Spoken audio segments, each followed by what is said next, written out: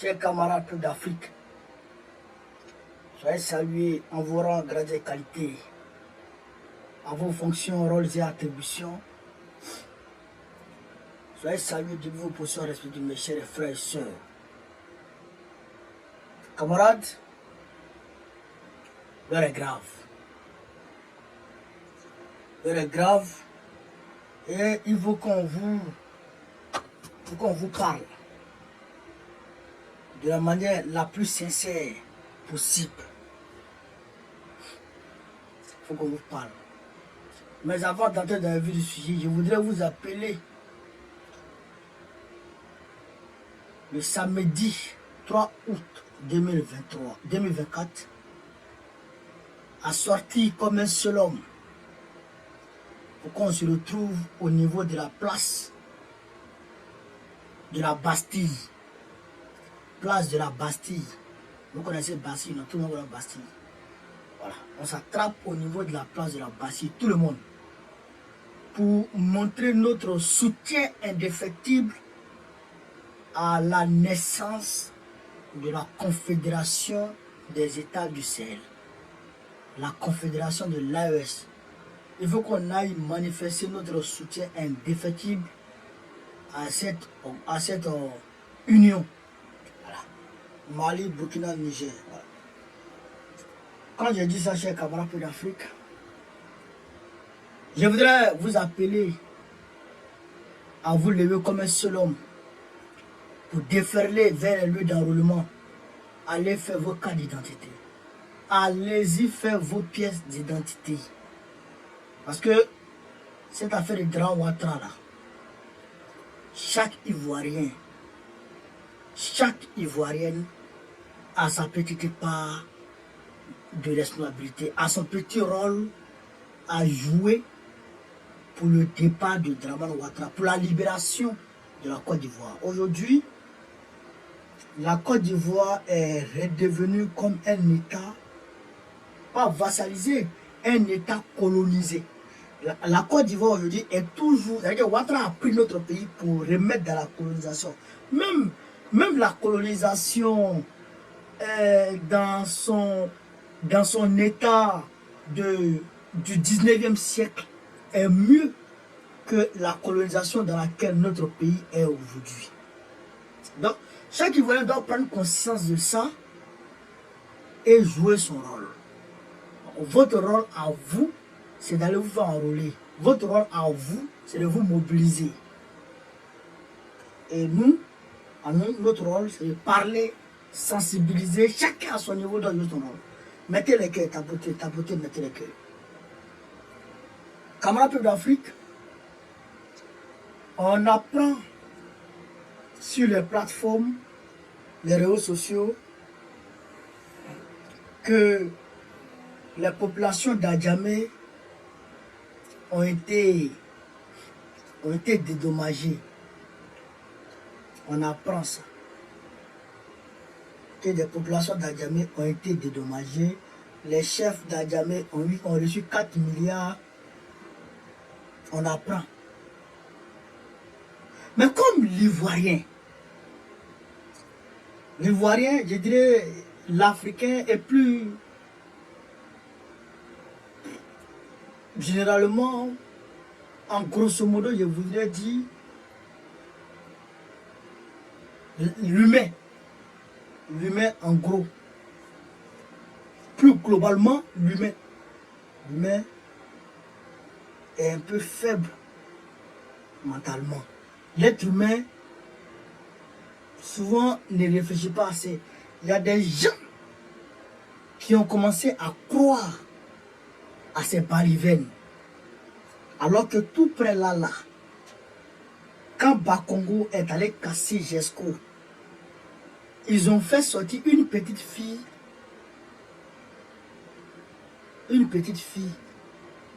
pour dire par la voix de cette petite fille que l'école Jesco, l'école Cha-Hélène avait été dédommagée depuis je ne sais pas quelle année. Elle avait une fille à 10 ans. Les Ivoiriens avaient cru à ça. Hein. On dit d'une petite fille qui ne sait même pas laver ses dessous. Une petite fille qui se fait toujours toucher par les petits enfants quand ils vont jouer billes. La petite fille prend la caméra et puis les Ivoiriens ont cru à ça. C'est la même chose qui est là aujourd'hui. Ils vont croire à ça. Qui a dit que les Ivoiriens, que les gens d'Adjamé ont été dédommagés? Qui vous a dit? Le gouvernement, Bakongo, ou bien c'est qui? Je vois des torchons qui circulent sur la toile. Je vois des torchons qui circulent sur la toile. Pour dire non que les gens ont été dédommagés, que voici la liste des personnes qui ont été dédommagées. Et donc, toutes ces personnes-là viennent de d'où ça? D'Adjamé village. Laissez-moi vous dire, les impactés du 4e pont là, c'est Yopougon, Atekoubé, et puis Adjamé. Je répète, Yopougon, Atekoubé, Adjamé. Même Boribana, là, ça fait partie. Donc, si ils vont prendre la liste des personnes de Boribana, d'Atekoubé qui ont été dédommagées, plus les personnes de Yopougon qui ont été dédommagées. Parce qu'effectivement, il y a des gens qui ont été dédommagés. Ces personnes-là ont été déplacées vers Songon. Mais ces personnes-là étaient d'où? Ces personnes-là étaient de Boribana. Boribana, là où le pont passe là. C'est là-bas, ils ont pris certaines personnes, ils les ont délocalisées vers Songon et ils les ont dédommagés. C'est cette liste-là qui refait surface et on dit non, que c'est ça là, les gens ont reçu, que les gens ont que c'est cet argent, c'est les gens de, comment on appelle ça, c'est les gens comment on appelle ça, d'Adjamé qui sont là. Quand vous voyez les noms là, les noms Diallo, Koulibaly, Koné là, c'est des ébriers. Quand vous voyez la liste là, liste que vous voyez là, Koné, Koulibaly, Diallo, quoi, est-ce que c'est des ébriers ça? C'est des ébriers ça. Mais Ivoiriens comme nous-mêmes, souvent on est là, nos têtes là, ça fait ouh. Donc tout ce qu'on dit, on croit. Tu as déjà vu ébrier Diallo? Tu as déjà vu ébrier Diallo? Je vais vous montrer la liste là d'abord. On va aller pas à pas pour essayer de clarifier les choses. Pour essayer de clarifier. Et d'ailleurs même, avant d'entrer dans la liste même d'abord, avant même de rentrer dans la liste, il fallait déconstruire les ouéourais. Je voudrais ici vous inviter à faire des recherches. Il est temps qu'on vous demande, Ivoiriens, de vous cultiver maintenant. On ne peut pas rester dans ça. Il faut vous cultiver maintenant. Dans le droit international. Dans le droit international. L'expulsion forcée. L'expulsion forcée est une violation grave du droit de l'homme. Est-ce que vous comprenez? L'expulsion forcée est une violation grave du droit de l'homme. C'est un crime au regard du droit international. Ça fait un. Deuxièmement, pour que l'expulsion des populations ne devienne pas un crime au regard du droit international, mais il y a des alternatives. Qu'est-ce qui est dit? Comment les gens doivent s'y prendre? Il faut d'abord informer les gens, les populations qui sont visées par ce déplacement, par cette expulsion. Il faut les informer d'abord. Quand tu les informes, il faut les consulter. Parler avec eux. Les convaincre. Leur montrer là où ils vont partir. Ça, c'est le droit international qui le dit. Et l'article 123 de notre constitution, la Côte d'Ivoire dit quoi? Quand la Côte d'Ivoire librement souscrit à une convention internationale, cette convention-là devient supérieure à la législation en vigueur en Côte d'Ivoire. Article 123 de notre constitution. Ça veut dire quoi? C'est que le droit international prime sur le droit national. C'est ce que ça veut dire. Donc, qu'est-ce que ça veut dire en définitif? Ça veut dire que Alassane Ouattara et Bakongo ont violé le droit de ces hommes d'Adjamé. Parce qu'ils ont été expulsés forcément. Donc c'est une violation grave du droit international. Donc si l'ONU, si les Nations Unies étaient crédibles, si Antonio Guterres n'était pas un woubi, que c'était un homme, il devrait se saisir automatiquement de cette affaire. Il devrait se saisir automatiquement de cette affaire. Regardez ce qui s'est passé. L'Afrique, quand Israël a commencé à faire déplacer les gens de Gaza et tout, l'Afrique du Sud et d'autres pays se sont réunis pour prendre des avocats pour attaquer au niveau de la Cour internationale, de la Cour internationale, du tribunal, comment on appelle le tribunal là? Putain, c'est ça non? La Cour internationale, je pense que c'est ça. La Cour internationale de quelque chose là-bas. Là. C'est pas la Cour pénale internationale, mais c'est une cour là. Ils ont saisi. Qu'est-ce que quelqu'un a le nom de cette cour là? Mettez-moi ça s'il vous plaît. Ils ont saisi cette cour. Et cette cour a donné raison à l'Afrique du Sud et Israël a été condamné par cette cour. Ce n'est pas la CPI. Merci, la Cour internationale de justice. Grisemine, merci mon frère. La Cour internationale de justice. Donc aujourd'hui, si les Ivoiriens, il y a des hommes de droit, on devrait automatiquement, d'ailleurs j'appelle les ébriers, parce que cette Cour internationale là, c'est pour nous tous. Cette Cour internationale là, c'est pour nous tous. Il faut saisir cette Cour internationale pour que vos droits soient respectés. Mais je ne comprends pas les Ivoiriens et je ne comprends pas les Ibriens. On vous a dit, arrêtez de discuter avec Draman Ouattara. Il faut aller, il faut rougir vos yeux. Il faut lui montrer que vous êtes déterminé. Parce que Draman n'a pas de cœur. Un homme qui a pris les armes contre un peuple. Un homme qui a pris les armes contre un peuple. Il ne peut pas avoir de limite. Draman Ouattara est un délinquant. Je vous dis un délinquant. Un voleur de chaussures à la mosquée.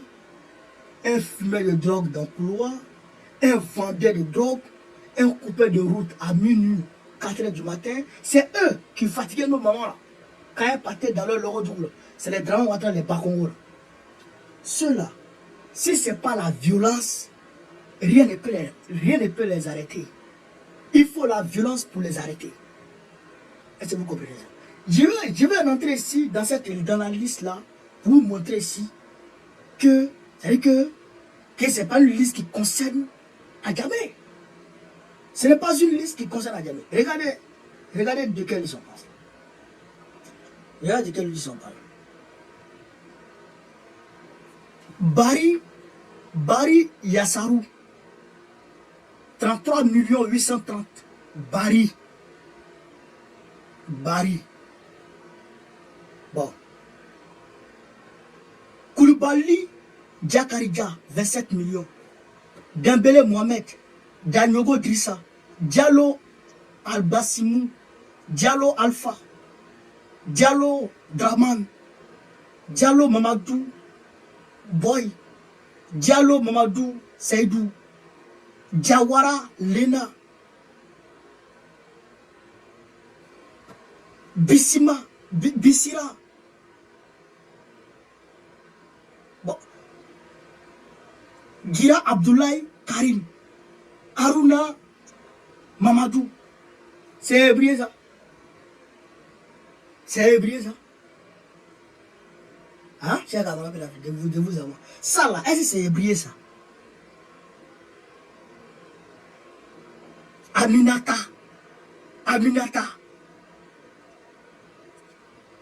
Hein? Baba Kofi.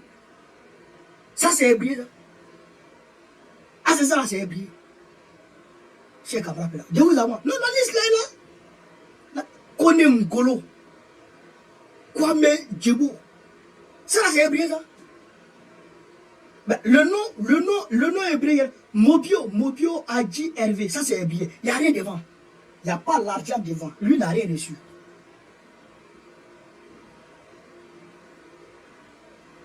Hein? C'est le camarade qui l'a fait. Est-ce que ça c'est ébrié? Soyons honnêtes avec nous-mêmes. Les gens là, ils sont là depuis les... Oh, ils sont là depuis longtemps. Les ébriers là. Adamé que vous voyez là. Adamé que vous voyez là. C'est le centre des villages ébriers. C'est là-bas qu'ils faisaient les réunions. À Piquant, à Djamé là, il y a l'hôtel, ils sont là. Et ils sont là avant, depuis l'AOF, ceux-là sont là. Mais c'est de père en fils. Mais ils disent, ils n'ont pas reçu l'argent. Ils disent, ils n'ont pas été indemnisés. Ils ont refusé. Qu'est-ce que... On va écouter ici le porte-parole. Il va nous parler un peu. J'ai camarade peu l'Afrique. On va écouter un peu le porte-parole. On va écouter ici le porte-parole un peu.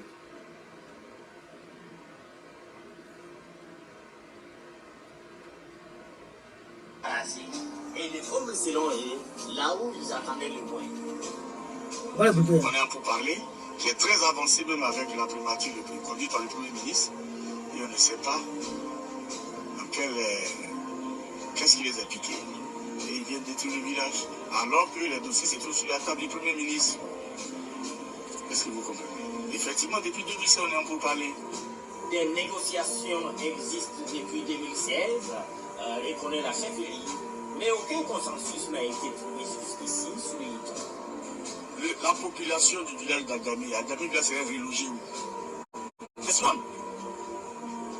Vous dites que vous n'avez pas d'été à nous donner. On dit bon voilà, des places, construisez des maisons pour les gens, et puis si vous voulez faire, vous allez faire. Ça aussi impossible.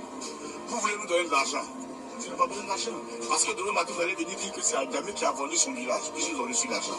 Pour ne pas prendre ce village-là, on a refusé de prendre l'argent avec vous. On n'est même pas assis pour discuter des histoires d'indemnisation. Non, jamais on n'a jamais discuté avec l'État de Côte d'Ivoire. Un rappel, cette opération de divertissement entre... Est-ce que vous avez compris?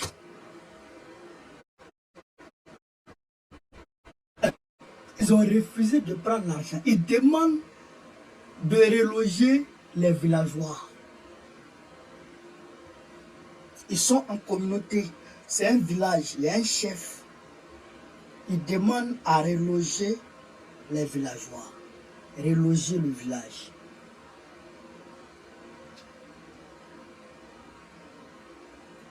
Grand Ouattara et Bakongo disent qu'ils n'ont pas de terre pour reloger les villageois. Ça veut dire quoi?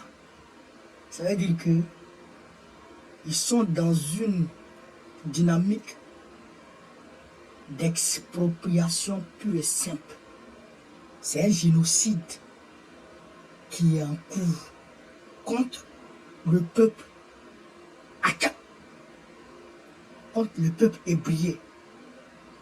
Il faut les chasser, il faut les disperser, il faut les disperser. Il ne faut même plus que cette fratrie-là existe encore. C'est ça l'intention manifeste de Dramane Ouattara, le drogué. Est-ce que vous comprenez ça? C'est comment on l'a fait. Vous avez entendu? Maintenant, si c'est faux, que Bakongo parle pour dire on vous donne l'argent et qu'il donne les preuves.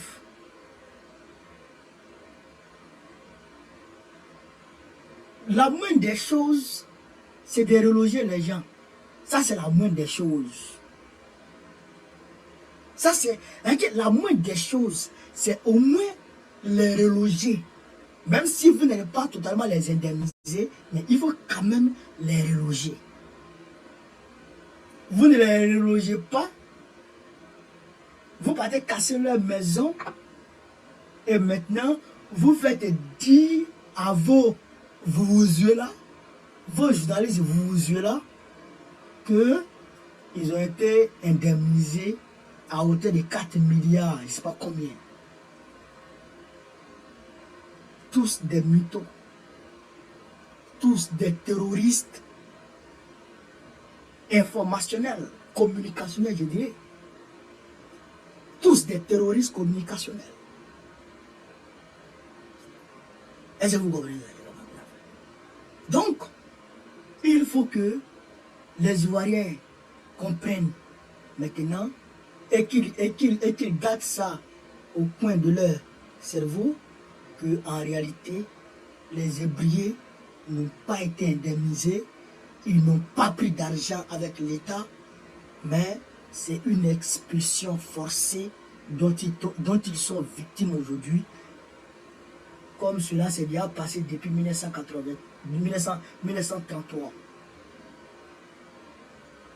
Depuis le début du XXe siècle. Eh bien, les gens là sont pourchassés, sont déplacés. Le Kodjiro que vous voyez là, c'était au plateau. Le Kodjiro là, c'était au plateau. Mais vous pouvez quand même négocier avec eux et puis leur donner cette place-là, leur demandant d'aller de l'autre côté. Même si leur terre est stratégique du point de vue économique de la Côte d'Ivoire, c'est leur terre. C'est leur terre. Même aux États-Unis, il y a des minorités là-bas. On ne les touche pas. Même ici en France, il y a des gens, on ne touche pas leur terre. Mais je vous ai dit que les gens ont brûlé les véhicules des policiers. Parce qu'ils veulent prendre, ils veulent faire quelque chose, je crois, le grand bassin ou quoi là. Que les Français veulent construire, sur leur terre là-bas là. Non mais les gens, ils ont brûlé les véhicules des policiers. Ils disent, ils ne veulent pas. Donc, il faut respecter les gens. Ceux-là, ils sont fiers de là où ils viennent. Ils ne sont pas comme toi, Draman. Toi qui viens de Saint-Dou, mais qui ne veut pas entendre parler du Burkina Faso. Ton père a été enterré à Saint-Dou, ta mère a été enterrée à Saint-Dou, mais tu ne veux pas entendre parler du Burkina Faso. Tu es comment? Eux ne sont pas des indignes. Eux, ce n'est pas des gens qui se, je dirais, qui sont complexés vis-à-vis de leur origine. Eux, ils assument. Ils viennent d'Adjabé. Ils viennent de là. Et d'ailleurs, même, ils n'ont pas refusé de partir. Ils ont dit, il faut nous reloger, et puis on s'en va. Mais va construire, va les reloger. Va les reloger, et puis tu fais ce que tu veux. Mais tu dis que tu ne les reloges pas. Et donc, à se disperser. Même mon village a été déplacé. Excusez-moi. Mon village a été déplacé. Mon grand-père connaît Moussa. Quand le goudron devrait passer, quand on devait tracer le goudron de Séguéla à Kani, le goudron passait derrière le village. Donc, mon grand-père, il allait voir les chefs et tout, leur demander de déplacer le village pour que le goudron passe devant le village ou au milieu du village. Mais ça a été des années de négociations avec les villageois. Mais après, il allait construire l'école primaire du village là-bas, en face de la route. Quand vous voyez aujourd'hui là, quand vous passez chez moi, là, vous allez voir l'école primaire en face de la route comme ça. Quand il a fait ça, les villageois ont commencé maintenant à déménager là maintenant. C'est là-bas nous on est aujourd'hui. Mais tu ne peux pas venir, même si tu payes bas Congo, pour dire il va les délocaliser, ou il va les chasser, expulser les Yane Wongé. pour les jeter à la rue, pour les disperser. Il devient rebelle. En même temps. Non, ça, Bakuro, il fait sa peau. Ah non, ça c'est clair. J'ai fait sa peau. Regarde, là même, je laisse tout ça là. Politique, je laisse tout ça. Je rentre dans le réseau pour chercher âme. Au nom de Dieu. Je rentre dans le réseau pour chercher âme. Je deviens grave, un rebelle grave. Et je cherche, et je le cherche pour faire sa peau. Au nom de Dieu. Parce que les gens ne comprennent pas ce qu'on appelle être. C'est-à-dire que dépouiller de son identité. La Côte d'Ivoire, là, c'est une terre cosmopolite. C'est une terre qui regroupe plusieurs tribus, plusieurs ethnies. On a plus de 60 ethnies. Chaque ethnie se définit par sa terre, par son village. Chaque ethnie se définit par son village. Moi, mon village, mon repère, tu viens m'arracher ça, alors que toi, ton village est là, ça est là, Makono est là. Et toi, tu vas arracher le village des Hébriers. Tu vas arracher le village des Hébriers et tu laisses pour toi. Moi, si je suis hébreu, je deviens rebelle. Je cherche comment faire pour avoir âme. Comment faire pour avoir doucette. Et je reviens contre Bakuro. Non, c'est-à-dire qu'il ne faut pas jouer à ça. Il ne faut pas jouer à ça. Non, non, non. Il ne faut pas jouer à ça. Non, ne joue pas à ça. Ne joue pas à ça. Et, donc, moi, je suis comme un apatride, quoi. Moi, je deviens un apatride dans mon propre pays. Je ne sais pas d'où il vient. Il n'est plus de village. On dit, tu viens d'où?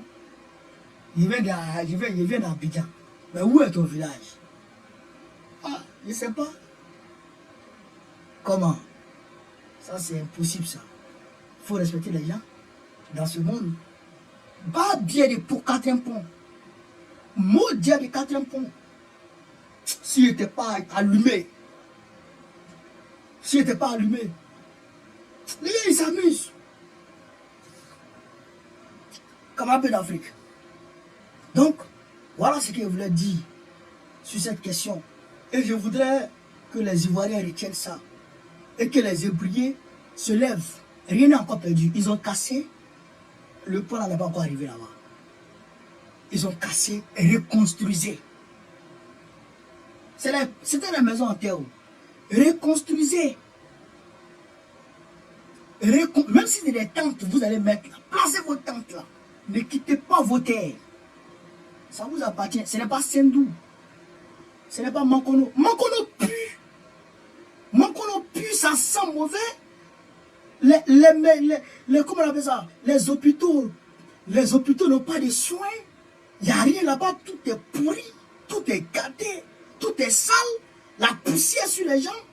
Tu ne vas pas arranger là-bas. Il va bien sur mon enseignant. Tu laisses Makono. Tu viens t'acharner sur le village des gens. Va arranger chez toi. Va arranger chez toi. Va arranger chez toi. Makono là, c'est poussière qui est là. Allez-y voir. C'est poussière qui est sur les gens. Tu ne veux pas arranger là-bas. Hein? C'est sur le pays des villages des gens dans ta chanée. Mon enseignant. Dieu le mien. Donc, je demande aux Hébreux de tenir. Il ne faut pas baisser les bras. Il ne faut pas baisser les bras. Tenez bon. Tenez bon. Tenez bon. Tenez bon. Comment? Alors, même si les gens là, même si quand même s'ils sont sans défense, tu peux faire ça ou non? Tu peux faire ça ou non? tu me fais ça, non? Va faire ça, non, Java. Va faire ça, non? Maudit, alors. Donc, camarades d'Afrique, je voudrais vous dire ça d'abord. Donc, je voudrais aussi saluer le capitaine Ibrahim Traoré et saluer la bravoure de l'armée malienne qui a fait face à un affrontement au niveau de Tanzawaten. Et le capitaine Ibrahim Traoré, je voudrais même saluer aussi le président Abdoulaye Tchani qui a pris des mesures fortes concernant les exploitations et les explorations minières et pétrolières dans son pays. Mais on va aller pas à pas. Le capitaine Ibrahim Traoré, comme je l'ai mis dans ma vidéo, le capitaine Ibrahim Traoré a, comment on appelle ça, chers camarades d'Afrique, a offert des milliers de cliniques mobiles. Les cliniques mobiles là, c'est dans voiture, c'est dans les camions comme ça là. Hein? Les cliniques, ils vont partir dans les villages, dans les hameaux, pour aller soigner les gens, pour aller examiner les gens. Les mamans qui ont des débuts de cancer et qui ne savent pas qu'elles ont des cancers, mais c'est encore mineur. Bien, ils vont détecter ça et puis les prendre en charge en même temps. Les papis qui ont mal au dos, ils sont partis au champ, ils ont mal au dos, tout ça là. Ils vont essayer de les examiner et puis les soigner en même temps. Il dit il ne veut pas que un Burkinabé soit là et puis il ne sait pas vers qui se tourner quand il est malade. Ibrahim Traoré. Donc il est en train de faire un travail phénoménal dans ce domaine-là. Franchement, je le salue. Je le salue pour ça. Je le salue pour ça, franchement. Et le président Tchani, il a reconnu avoir pris position, voilà, d'un certain nombre de mines, un certain nombre de mines d'uranium, voilà, d'uranium et de, je crois, pétrole aussi. Et ils vont construire plusieurs raffineries de pétrole au Niger. Ils sont en train de faire ce travail-là. Et les assises seront très bientôt. Les assises seront pour très bientôt au Niger. Maintenant au Mali, au niveau de Tanzawaten, eh bien, comme vous le savez, les rebelles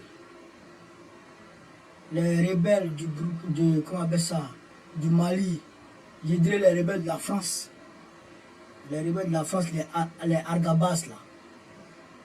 Frère, ils sont en train de revenir. Ils sont allés se réarmer et ils ont attaqué l'armée malienne. Hier, l'armée malienne les a frappés. L'armée malienne a botté leur cul. Des corps par-ci, des corps par-là. Des corps étrangers. Il y a des blancs dedans, tout ça. Mais de toute façon, Assimi Goïta l'a dit, même 1 centimètre du territoire malien ne sera cédé à qui que ce soit. Il va tout récupérer dans les moindres détails. Et la même Mali est en train de faire ce travail là. La même Mali est en train de chasser tous les groupes terroristes. Voilà. Donc, chers camarades d'Afrique, pour ceux qui veulent participer au panel, eh bien, je voudrais bien ouvrir le panel s'il y a des gens sur TikTok. Facebook, voilà un peu ce que je voulais vous dire.